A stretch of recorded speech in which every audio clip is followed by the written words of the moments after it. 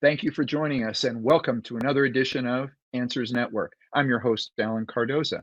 And for those of you that have been listening, sending in questions and comments, thank you so much. And please continue to help spread the word that every Monday from 11 a.m. to noon Pacific time, this show will bring on special guests that can inspire, educate, and in today's case, I guarantee you entertain, while bringing answers and options to making our lives happier, healthier, and more successful. And I'd really appreciate if you could all do me a big favor. Please forward one of our shows to your social media group and to someone you know who can benefit from a particular subject. This is one powerful way that we together can make a positive influence in the world. And speaking of making a positive influence, joining us as my co-host today, again, is Rachel Coe. And Rachel is a serial entrepreneur, published author, mother, and mental health advocate. And in recent years, she developed and became a co-CEO for Transformational Solutions, a life coaching program that specializes in addiction, trauma, and personal development. Now, additionally, she is the co-host of the new weekly podcast, Kicking It with the Coes, that she hosts with her brother Jesse and father Martin Coe. Now, having known her since she was a teenager, I can attest that Rachel is motivated to help break the stigma of addiction and show people how to have a purpose-driven and meaningful life. Rachel, thanks for joining us. And how are you and your beautiful family doing? Oh, Alan, I love co-hosting with you. So I'm always honored and privileged to be on this show. Thank you for asking me to be a part of it. My family's doing amazing. I'm in love with my family. My son is recently 4. I don't know when's the last time you saw Jackson, but he's doing amazing. I think it was more like this. When he was a baby. Yeah, he's incredible. Well, I know what's new is the new podcast, and I've listened to Kicking It with the Coast myself, and I want everybody to understand it is great. And one of the things that I love is how you address issues that the characters in the hit show Cobra Kai are dealing with, like bullying. So share a little bit as to what you hope listeners are going to get out of checking out the podcast. Well, people ask me all the time in interviews, how did you start the podcast? Where did the idea for doing the podcast come from? And I was out, my dad plays John Kreese on the hit show Cobra Kai, which is on Netflix. And we were all driving in the car, my twin brother, Jesse, who you know, my dad very well. And there was an interest to do a podcast with Podcast One with my dad and my brother. And I just saw this wonderful opportunity, a pretty unique opportunity to do something as a family where we can use this platform of Cobra Kai to talk about real issues that exist in the show, and like bullying. But also, I want people to have the experience of watching a family together, talking and communicating. And I have this, desire to, give people inspiration on how to build a career in show business and entertainment as an artist, or however you're trying to develop your career. I want them to come to this podcast and listen to that. And then also we talk a lot about what exists in the show, which is bullying and real life mental health problems that exist because of bullying. So that's what you're going to hear. Yeah, and that's one of the things that I loved was that I felt there's this combination of being entertained and as well as being educated in areas. And I think anybody that's watching it, if either they're young, if they have, especially teenagers, and if they're going through some things, this may be an interesting way to look at it and have it spoken about by a family that's also talking a little bit about how their family deals with things. So anyway, it's a great podcast. And if anybody wants to check it out, what's the best way? You just said you're on Podcast One, but what's the best platform for them to check it out?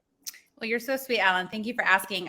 So Kicking It with the Coves is available on Apple Podcasts, Spotify, Podcast One, or wherever you listen to any of your favorite podcasts. It's available everywhere. It's also on YouTube. It's very exciting. I love it. You'll really see just how passionate my father and my brother and I are on these topics that we discuss, and it's funny. And it's one of those things, kind of like Cobra Kai, where Cobra Kai is this unique show where every individual in a family can watch it. Mm-hmm. Whether Yes. it's the older generation within the Karate Kid universe or the newer population within, the Cobra Kai younger generation. That's kind of what we wanted to do with this podcast, is create a family experience where everyone can listen to it. Well, you guys have done it. And I highly recommend it to anybody out there. Check it out. Add it to your list of favorite podcasts. And what I'm really glad that you're here, and especially on this particular show, because I think that what Cody is doing, what he is bringing, which is our guest, what he's doing is phenomenal. And I think he also is able to reach a lot of different audiences. And which is why I thought this would be a great show for you to be here as well. So let's bring him in, because our topic today and the title of our guest's new book is Schmooze, What They Should Teach at Harvard Business School. And if you've ever listened to this show, you will know that our guest he's doing the good works that this show was originally founded on. So Cody Lowry's story is that he now is this incredibly upbeat and hilarious person. So he has this great story now, but it wasn't always that way. In his past knew poverty, abandonment, and a family that moved 32 times within a 7-year period. That's just incredible. Yet today, he's a Pied Piper of positivity with advice for everyone on how to make each day count. Cody has been a successful marketer for 30 years. He built a multi-million-dollar ad agency from scratch. And so you'd say, how did he overcome his past to achieve such success? Well, he took on life with a unique perspective, executing bold ideas, making others laugh, and being even ever so mindful of the little guy, which is one of the things that I really like. His advice will delight and inspire you. And I think if you read his book, you will see that you will learn about his travels, his ups and downs, and even how he auditioned for Saturday Night Live. Cody Lowry is a man who's lived a lot of life. And as they say, he's walked the walk too. Now he's here to show us the steps to take towards a better life for ourselves. Cody, welcome to Answers Network. Wow, that might be the best introduction I've ever had. That was great. Well, it is well deserved, and I mean, having learned more about you through videos, through your book, you were out there doing the good work. I mean, it's like anybody out there, if they can give you a platform, you are making people look at things in such a positive way that we need more of you. Well, thank you, and great to be with you, Rachel. But I thought we might start off just kind of telling the people a little bit about schmooze. It comes from the Yiddish word schmoozen, which means to chat idly in a friendly or persuasive manner, especially as to gain favor in business connections. My good friend, Dr. Nito Quibane, president of High Point University, a wonderful guy. I think he summed it up pretty good. He said, we live in the most connected society in the history of the world, and yet we are more disconnected than ever before. So schmooze is really about hearkening back to the days when we looked people in the eye, we greeted them with a smile.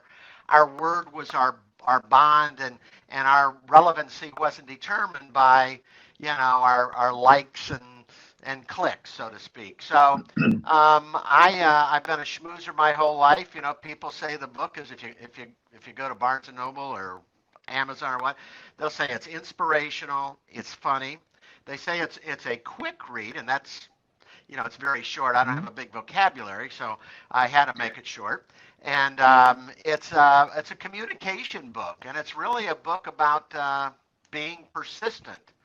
And you mentioned, we all have a past, and mine is quite unique.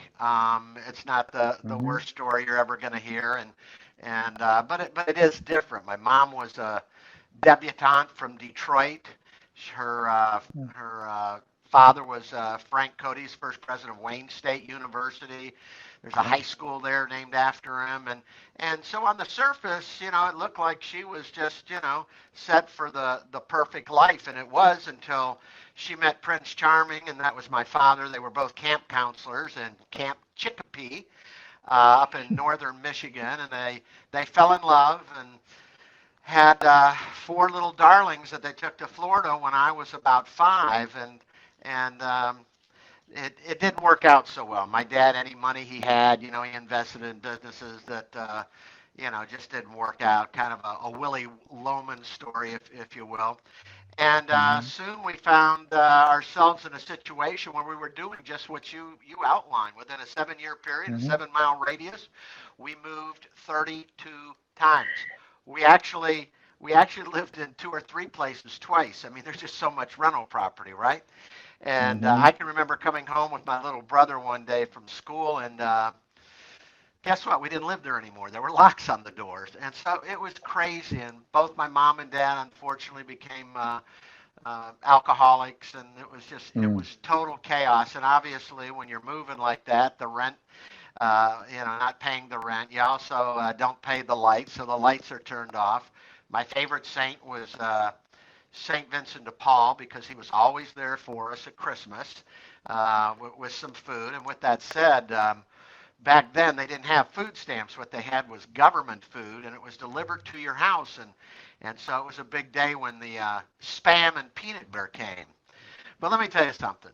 With all of that said, I don't think I'd change a thing, because a lot of things very positively happened for my siblings and myself. My dad left, and my mom had to go to work for the first time in her life, and she instilled in all of us kids that, things weren't good now, but you kids she would say, you got blue blood running through your veins, and, trying to build us up. But one thing for sure, we learned at an early age, and me, age 11, that, you needed to go out and, get your chin out of your chest and see if you can't make it happen. So I became a newspaper boy for the Miami News, and the Miami News was located obviously in South Florida, but my beat was the Fort Lauderdale Sunrise Shopping Center. It's now called the Galleria today, and it was a great experience because I learned so many things as a newspaper boy. Number one, no doesn't mean no. And I'll share a little sidebar with you. Be kind to others. I actually learned that, and I learned that everybody's got adversity in their life. My favorite quote, and it's in the book, is a Japanese proverb. It says, "Fall down 7 times, get up 8." Right. But go ahead. No, I was just going to say, now you after talking about all the hardships and stuff, would you say that would be one of the reasons why you have a greater appreciation for the things that you do have, or the people that have helped you? I would say that's definitely yes, Alan. It's when you come from the background that I came from, and you got to keep charging, and my mom said we were as good as the doctor's kids and the attorney's kids, so we had to work to keep up with them. We had to buy work to get the Gant shirts and the Weegan shoes, and make sure that we had enough money to take our significant other to homecoming, and all those kinds of things. And so with all that said, I think for sure.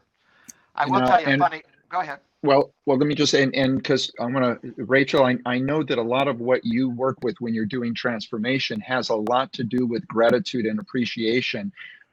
Share a little bit of your thoughts in regards to that. Well, I've been practicing, I have a gratitude practice that I've been using for 15 years. And I just know that now there's all of these studies that even at Harvard, they've done studies on gratitude and how it affects your neurobiology. So it's not a foo-foo thing anymore. It's a real thing. And as soon as you do a gratitude list, or you get into some type of gratitude practice, who doesn't feel better? Right? Like, who doesn't feel better? And something that I really loved that you said earlier, Cody, was the importance of looking people in the eye. And Yeah. I'm curious, do you feel like in our society we've lost that a little bit? Oh, I think for sure, and certain segments more so than others. I mean, you take millennials, and up until about 2 months ago, I had 30 of them that I work with, and I mean, they are buried in their iPhones. They're buried in their iPads and computers and their social and what have you. And you probably know this, but when you look at the suicide rates in this country, the 18 to 22-year-old is, I believe, number one. And I think when they're so ensconced in all of the digital stuff that's happening around them, I don't think they develop properly. I mean, I went outside, I drank through a hose, and I played ball, and I did all those kinds of things. I do have a grandson that really concerns me when they come to visit. I mean, he's on that computer in the morning. He takes a break for dinner, and then at night he's on it. He goes to sleep, and he wakes up, and he's on it. And I've had a lot of serious conversations with my son Cody. So, yeah, it's a different time for sure. It is a different time, and something I experience a lot with clients, with my own son, with myself, is that addiction to technology. And I'm always fascinated by how do we build a balance with it, because it's not going anywhere. We're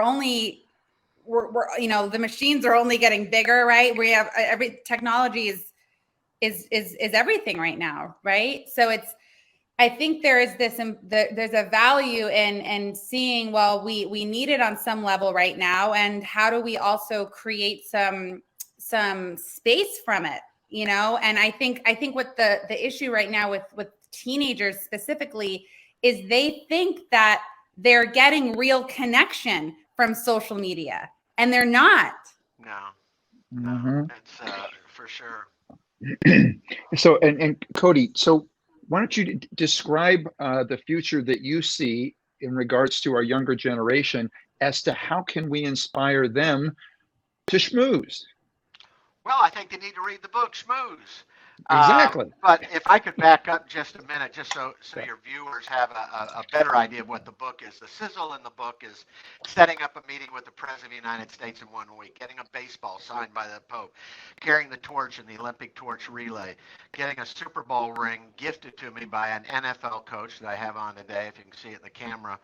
And again, auditioning for Saturday Night Live. So, everything is possible. And it's done with schmooze and persistence and my favorite vocabulary. If you ask the kids that worked for me for so many years, you'd say, you ask them what his favorite word was. It's charge. Okay, let's charge regardless, And but so schmooze really, it's about all the things that Rachel just mentioned, and it's about. And you mentioned earlier, I mean, it's about being generous, it's about being genuine, and it's about being kind to all, regardless of class. So I just had a national company, I won't mention the name, but they just hired me to go out to Scottsdale. But one of the big honchos from the book just from the golf tournament that I just did, we had a St. Jude function that I hosted, and we played golf, and I met this guy, and he said, I've got insomnia, and I'll probably read this, at 2 o'clock in the morning. Next day, I look down, and I get up at 4, right? So I look down at my phone, and he's texting me. He said, I'm on chapter 7. I can't put it down. My 4 kids are going to read this book. So I think, while I tell people the book Schmooze, I mean, it crosses generational lines.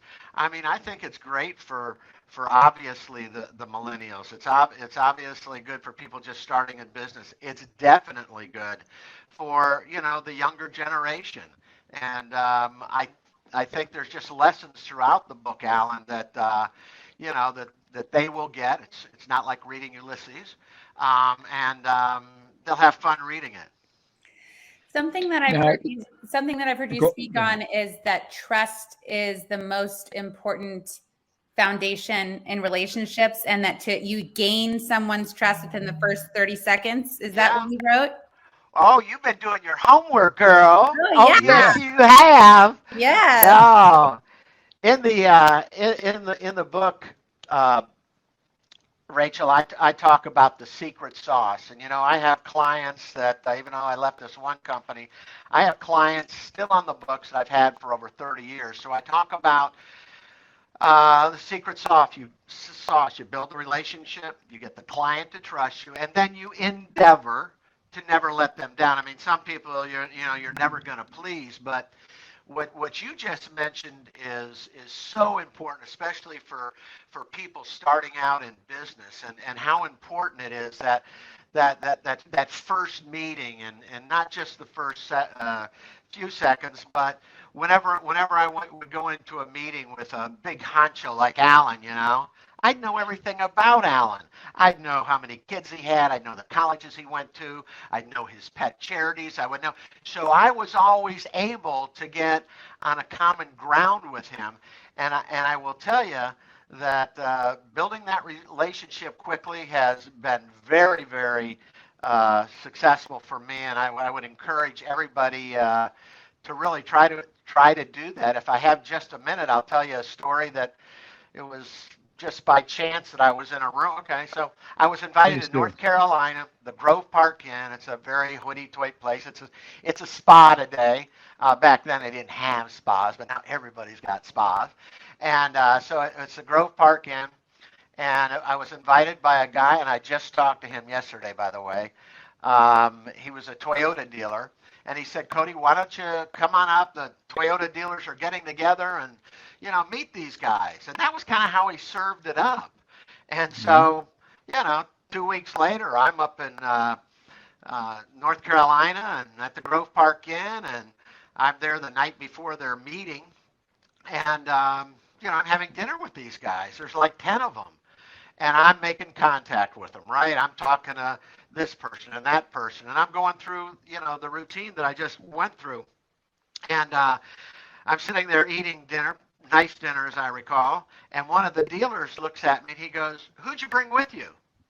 And I thought that was an odd question. And I said, "I didn't bring anyone with me." He said, "Really?" He said, "You're going to get out there by yourself?" Still don't know what he's talking about. Well, they were having a presentation for the account the next day. There were 4 agencies, including mine, I got on obviously the invite late, but they were invited to make a presentation to this group. Saatchi and Saatchi had the account. They something went haywire, and they were not invited to this meeting. But here we are. I mean, I had no idea. The next day, I'm going to go and pitch for this multi $1 million account.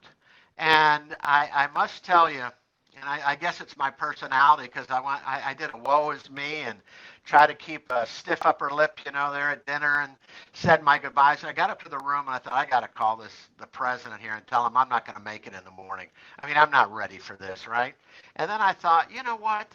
You were born for this. I mean, you've been training for years, and you know more about those guys in the room than all of them put together, right? So I decided that I'm going to do it. Now, in advertising, if you're going to make a presentation, and anybody in the business will tell you, you either want to be first or you want to be last. I was last, thank God. So, I go down in the morning, and here's the other agencies, and there's at least 4 people, maybe 5 with each agency. You got people with storyboards, and you have the media people. You have another lackey who's carrying parting gifts for the dealers. They all like those little things, So I go on last, and the first group comes out, the second group comes out, and third group comes out. Now I go in, and one thing I just want to let you know is, automobile dealers make decisions very, very quickly. You don't have to worry about, hey, we'll get back with you in about 4 weeks. No, they like to make decisions now.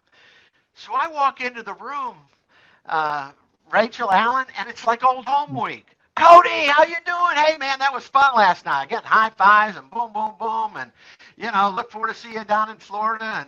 And so I go up in the front of the room. Now, no, I didn't know anything about the Charlotte market, but I did know our media strategy. I didn't have any set creative with me, but I knew our creative strategy. And I also did, fortunately, in the name of the Padre, el Hijo, and Espíritu Santo, amen, I had a new hot, what we call in the business, a sizzle reel. And I knew it was as good as anybody's out there. So I just went, and I was myself. I was genuine. I told them the story that I had no idea that I was going to be making a presentation this morning. But, obviously I was very thankful that I was there. And when I was done, they applauded. Now, I didn't know that at the time if they applauded for everyone, but they applauded. And I thought, well, that's a good sign. And so I go out, and I agency says absolutely, positively dismiss me. This guy doesn't have a chance. So I go out there, I'm talking, and I remember the Italian guy. I'll say his last name, okay? Just don't tell anybody. Bertolami. So he comes out, he goes, hey, we're going to see you inside here. I thought maybe I was going to get beat up. I don't know. So anyway, I walk into the conference room, and they close the door, and all 10 of them plus 4 other people in the room, they get up and they give me a standing ovation. Said, you won the account. Well, let me tell you something. That meant a lot. And we were the first group to really take a big account like that away from the national agency. But the whole point of it is it's about making a great first impression. It's about getting on a common ground, and it's about really understand who you're talking to, and it's benefited me my whole life, and I hope your viewers can get something from that. All right. Our guest today is Cody Lowry, and we are talking about Schmooze. My co-host is Rachel Cove. We're going to take a break. We'll be right back. But when we get back, Cody, I'd like you to share with everybody how you set up a meeting with the President of the United States in 1 week. So everybody stay with us. We'll be right back. You're listening to Answers Network. I can't wait. Founded over 30 years ago to meet the needs of families in crisis, West Shield has continually focused on resolving issues that negatively impact families and businesses. Our signature therapeutic transportation service helps to ensure that adolescents in crisis are safely transported to specialized schools, programs, and treatment centers with unsurpassed experience and success. We are supported by our full-service licensed investigation agency that has legally, professionally, and compassionately located hundreds of runaways and teens. We are experienced and qualified to help, offering solutions which may include referrals to our international network of top professionals in the fields of educational consulting, psychology, psychiatry, and investigations. Simply put, West Shield Adolescent Services and West Shield Investigations are the best solutions when your family is facing a personal crisis. Call 1-800-899-8585, 24 hours a day, 7 days a week. That's 1-800-899-8585, or visit our website at westshield.com. Thank you. And we're back. You're listening to Answers Network or watching. And when we left, the question was to our guest, Cody Lowry, how were you able to set up a meeting with the President of the United States in 1 week? Well, Cody? in life, and I always tell people, it's okay to be naive, because sometimes you come up with ideas, people say, what is he talking about? He's crazy. I mean, how are you going to meet with the president? I was working for a wonderful guy, Anthony Abraham, became a big philanthropist, actually was one of the guys that started St. Jude along with Danny Thomas, a Lebanese fellow, and I'm still involved with that charity today, as I alluded to earlier. But I was working for him, and I was his general sales manager. He had 2 big Chevrolet dealers, one in dealerships, one in Miami and one in Tampa. And Walter Annenberg, we're going back to Jimmy Carter days when, we're looking at inflation and where that's going. I think inflation was about 14% there, and he was having a rough time of it. And Mr. Abraham was a conservative Republican. But he realized then, and I believe he was right then, and as far as I'm concerned, he's right today, that, your president is your president. You may not like him. he may be doing a lot of things wrong, but he's our only president. You got to stick behind him. So stay behind him. So Walter Annenberg, philanthropist, started Reader's Digest. He had done a full-page ad. It was called "A Summer of Discontent," and the thrust of it was what I talked about. That as bad as things are, we got to get behind this guy because he's our only president right now. And so Mr. Abraham ran full-page ads in the Fort Lauderdale News, the St. Petersburg Times, and the Miami Herald. And that's when newspapers were relevant, right? They weren't, fish wrappers. People actually read them. And so anyway, he did these big, giant, full-page, full-color ads that probably at the time cost him in excess of $20,000. So I'm in a meeting, and with the dealer and the general manager, and I said, hey, listen, the president of the United States is coming in next week. I said, why don't we try to set up a meeting? And they looked at me like I was. Go ahead. Yeah. Can I ask you a question? Because just that moment. Yeah. Right? Can you set up a quick meeting with the president of the United States? Like, what was going through your head in that moment? Like, what gives you the confidence to even think about doing that? I was naive. I didn't know that was impossible, Rachel.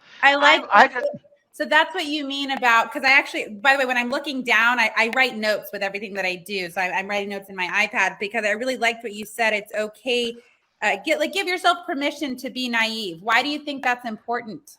Well, I think it's important because so many great ideas are never pursued because their friends and family, they kind of poo-poo them. That's a stupid idea. Why you think you can pull that off? And so I've just I'm naive today, thank God. Me too. And I come up with crazy ideas. So, but just getting back to it real quick, the general manager, actually, I'm going to tell you a little secret. He did not like me. He thought I was nipping at his heels and I was after his job, which I wasn't. But he's laughing. He goes, hey, why don't you just see if you can't set it up? And the dealer says, yeah, go see if you can do it. So now what do? Well, I decide that I'm going to call Washington. I'm going to get a hold of, somebody that can help me set up this meeting, and I don't have long, right? So I get on the phone, and I called this office, and I called that office, and finally they switched me to the scheduling office for the president. And I explained to him what I want to do. The president's coming into town next week, and Mr. Abraham and myself would like to present him with a plaque of recognition, A Summer of Discontent by Walter Annenberg. And I'm going on and on, just so excited, like, this is going to really happen. And the guy stops me in my tracks. He said, do you have any idea how many people want to meet with the President of the United States meet with the President of the United States, and you want to do it in next week? And I said, well, that's probably true.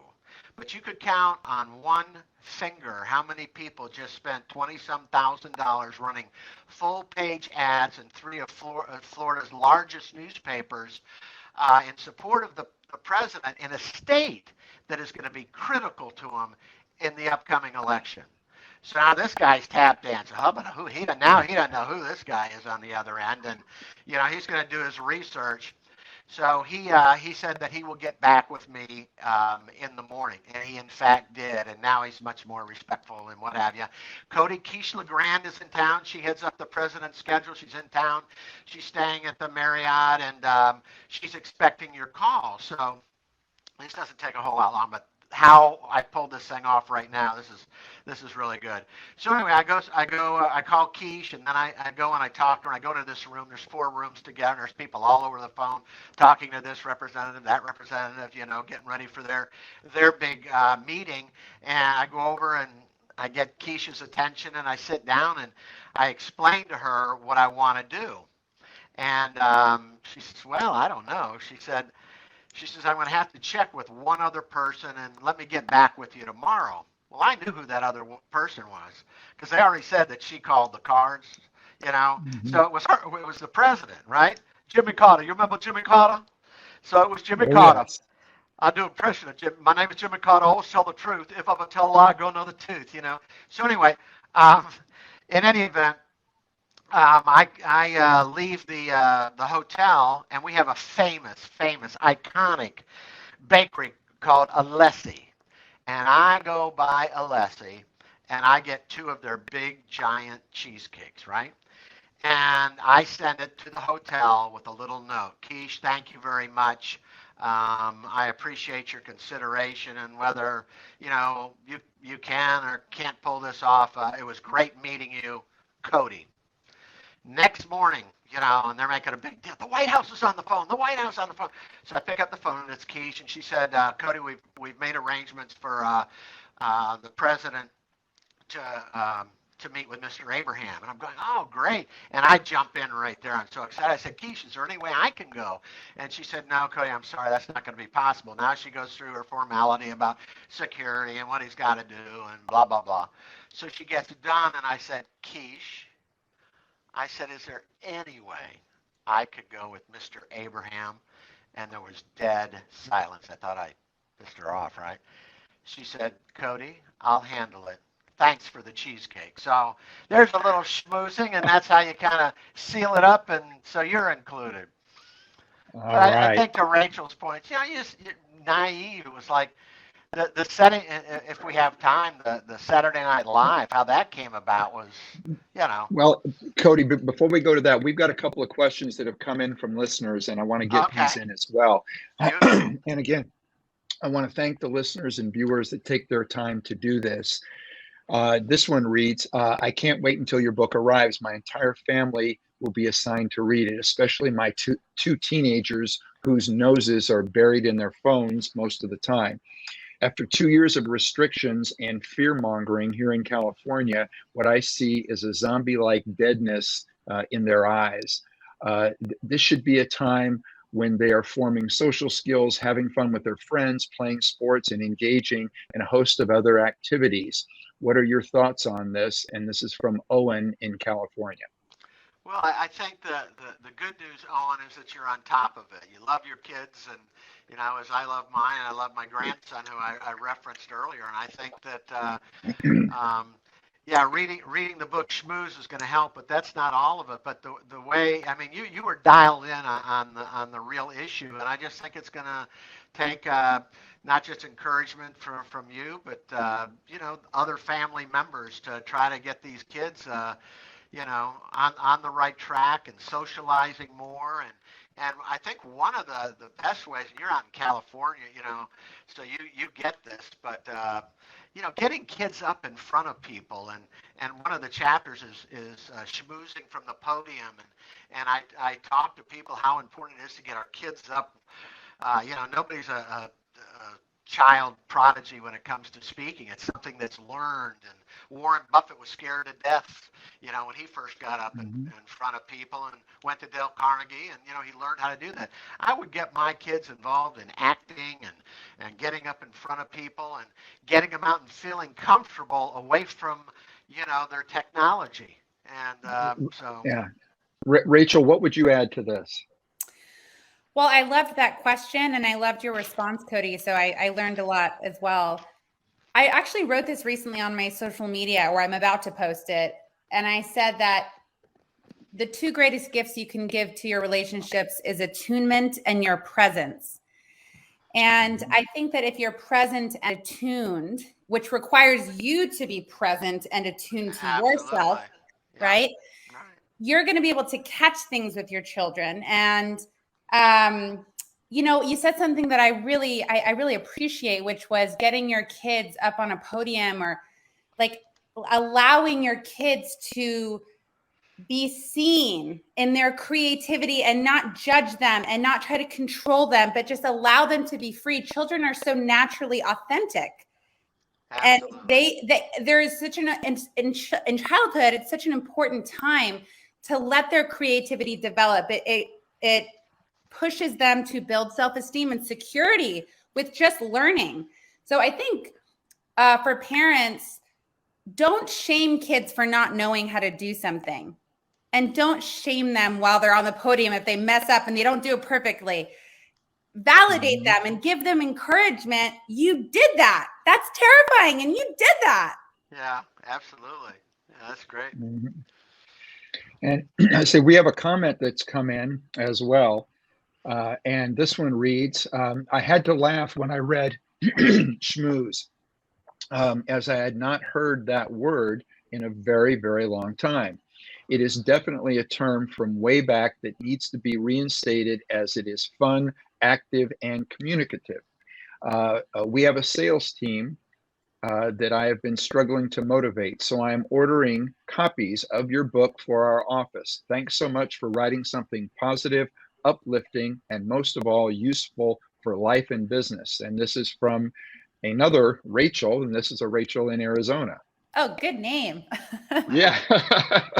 Cody, I have a question. What is it like to hear that someone wants to use your book to help people? You know, I mean, you know, writing a book, there's nothing casual about it, as you know. And, Yeah. you know, I had a full-time job, and it took me about 2 years to put it together. And then, you know, you work with a publisher, and, you know, we work with Simon and Schuster and the publisher and all these other people. I mean, it took forever for the book to come out, but you know, it was something that I wanted to do. I wanted to share my life lessons, and you know, you read a lot of books today, and I say this respectfully, but it's a lot of regurgitation going out there, and everybody's, you know, picking you know, certain tips from other people and other research, and when you get in and you actually you know, do a little bit of research, you understand that how important it is, at least I think, to talk to somebody who's, you know, like you mentioned earlier, Alan, walk the walk, and I have, and I've had my ups, I've had my downs, and so it's not a biography. There's things in that book that go, why didn't you put Filbert in there? Filbert was a TV character that I did. Fabulous Filbert, friends. You know, I'm crazy, but it's not a biography, right? It's you know, lessons that I've learned along the way, and so I'm glad that I had an opportunity to do it, and it took me 2 years, and it's done now. Well, Cody, one of the things I like to do is to try to see if we can get our listeners to kind of rally behind something. And one of my thoughts was, why do you think they don't teach schmooze at Harvard Business School? Because, and especially now, all they have to do is base the class around your book. Well, that's true, and that's a very good question, and I wish I had a clear-cut answer for you, but you know, academia is academia, and they're running on their own you know, wavelengths and paths and what have you, and so I'm not exactly sure why they don't, but I'm willing to, you know, be invited to Harvard, and I would love to address the graduating class. Mm-hmm. Well, and here's the thing, and taking a page out of what I heard you say about how you got the presidential meeting is, you know, to contact Harvard, point out that their name is in the name of the book, and you might want to lead them to believe that Yale's sort of showing some interest in wanting to have you out there. Good advice. Good advice. Good, Alan. Little peer pressure. Little peer pressure there. I like that. But we have a lot of teachers that contact us, that tell us that they listen after school, that they you know, they just go to the website and they pick out the shows that they want and they listen afterwards, some of which send in questions ahead of time. So for the teachers out there or administrators, think about this. If they don't want to have it at Harvard, that doesn't mean you can't have it at your school too. So these are the type of things that if you can give your students this type of reading, this to me is going to put them way ahead of the curve when they're put out there, as they have been now. There's so many young people, especially because of COVID, that are now out there going, where are the jobs? You know, the jobs that I want, I'm not able to get, or they're not available. Well, if you want to do something that's going to put you ahead of the curve, this would be a nice book to take you in that direction. I agree. All right. So let me just, we've got about 4 more minutes. So I think that I know that you talk a lot about laughter and how important that is. It's such an important element in life. It also seems to be lately, especially in the last couple of years, there's been so much negativity, fear, and drama that's being put out there. Share a little bit about how you start your day with laughter and how others can do the same. Yeah. Well, it's funny. If you asked 100 people that know me, they would say, "What's Cody about?" And first and foremost, they would tell you that I'm always in a good mood, which, I've got things going on behind the scenes, right? I know everybody wasn't born with a lampshade on their head, and they don't have the ability to, you know, they're not maybe terribly quick on their feet. But with that said, I think it's important for everybody to try to look at the funnier side of life. I tell people that nobody is guaranteed tomorrow, and life is short. So have fun today. Can I jump in on that really quickly? Sure. I 100% agree with you. And laughter actually alleviates anxiety. And I really feel it does something very similar to me. Like after I've had a really good cry, I feel the same way after I've had a really good laugh. I just feel more free and open. I do some emotional life skills group at an outpatient facility called Interactions in Encino in Los Angeles. And one of my dear friends, Bethany Dwyer, she actually runs these improv groups at this outpatient facility. And essentially, it's these groups where she teaches people who are really overcoming some really serious addiction issues how to laugh again.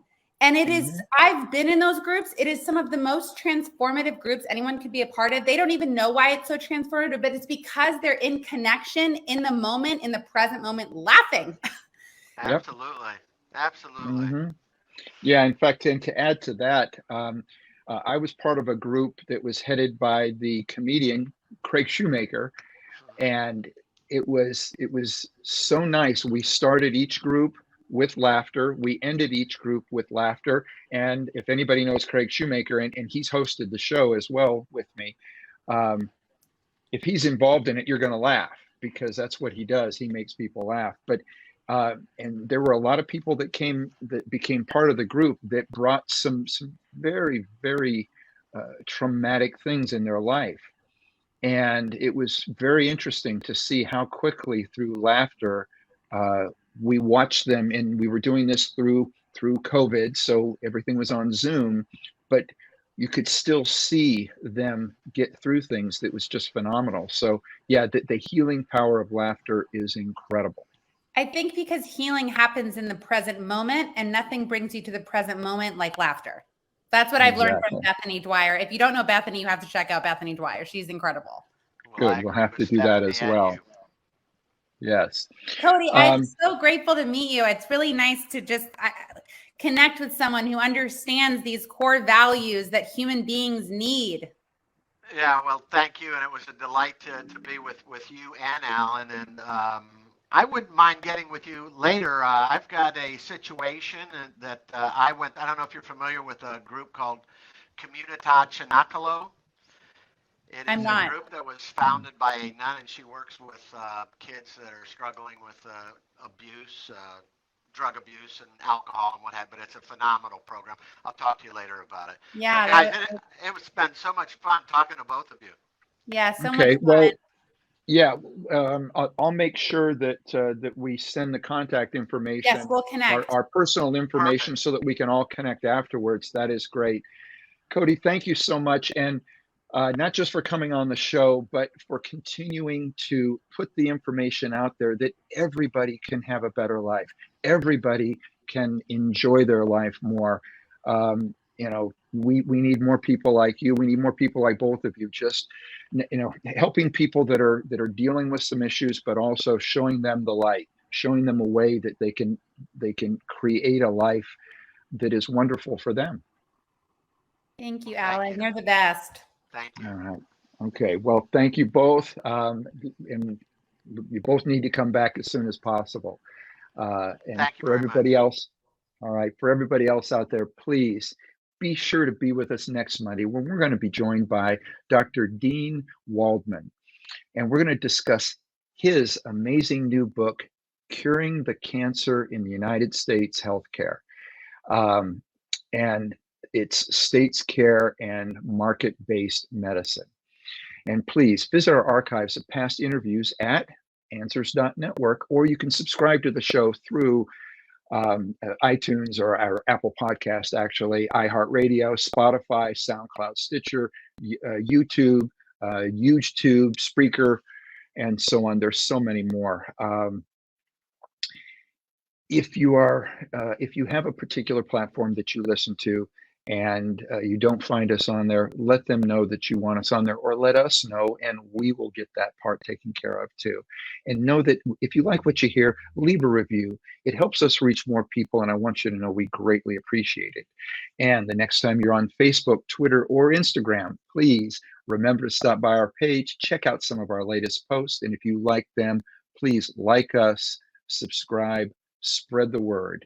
And most of all, be good human beings, and be with us again next week on Answers Network. Hello, I'm Marty Cove. You might remember me from roles such as Sensei in the Karate Kid films. I've done over 100 films and countless stunts in my career, and I've always given 100%. With the damage done to my body over time, I needed to find relief from my chronic pain. My passion for health and fitness drove me to find a natural way to combat muscle pain. Teaming up with doctors, detectives, and a compounding pharmacist, we've created Marty's Cobra Cove Ultra Strength CBD Cream. It's the only thing that has been strong enough to knock out my pain, and fast. Honestly, you may have tried the rest, but it's time to try the best. It's legal, it's safe, and 100% effective. Show your pain no mercy.